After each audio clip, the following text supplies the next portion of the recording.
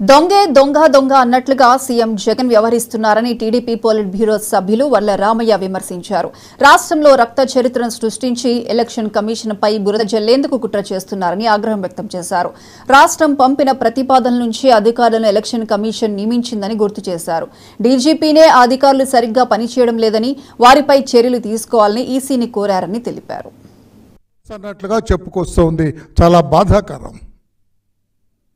అంటే మీకు జరిగితేనేమో అది బ్రహ్మాండంగా చేసినట్టు ఎన్నికల కమిషన్, మీకు వ్యతిరేకంగా ఏదన్నా జరిగితే ఎన్నికల కమిషన్ అన్యాయం చేసింది అన్న. ఎలా అన్యాయం చేసింది? కొంతమంది తొలగించి ఆ ప్లేస్లో కొంతమంది ఎస్పీలని పోస్ట్ చేసింది. అంటే ఎన్నికల కమిషన్ సెలెక్ట్ చేసింది ఆ పేర్లు జగన్మోహన్ రెడ్డి గారు, సజ్జల రామకృష్ణారెడ్డి గారు. ఎవరిచ్చారు ఆ పేర్లు? వీళ్ళని పోస్ట్ చేయండి అని చెప్పి ఎవరిచ్చారు సార్? ఇదిగో డైరెక్టర్ జనరల్ ఆఫ్ పోలీస్. ఈ అధికారులు సరిగా పనిచేయటం లేదు. ఎన్నికల కమిషన్ వీళ్ళ మీద చర్యలు తీసుకోవాలి అని కోరింది డైరెక్టర్ జనరల్ ఆఫ్ పోలీస్.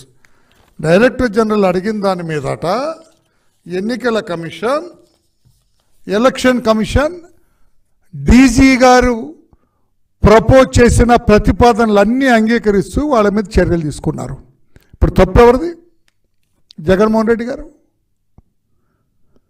గతంలో ఒకే రోజు డీజీపీని, చీఫ్ సెక్రటరీని, ఇంటెలిజెన్స్ డీజీని, పలువురు ఎస్పీలని 2019లో ట్రాన్స్ఫర్లు చేస్తే, ఆ పదవుల నుంచి తొలగిస్తే అబ్బో ఎలక్షన్ కమిషన్ బ్రహ్మాండంగా చేస్తుందన్న జగన్మోహన్ రెడ్డి గారు ఈ రోజున ఒక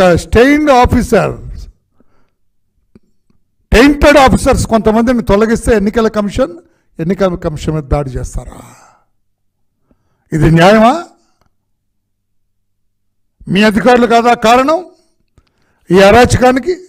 అసలు మీరు ఇచ్చిన పోస్టింగ్స్ ఏంటి?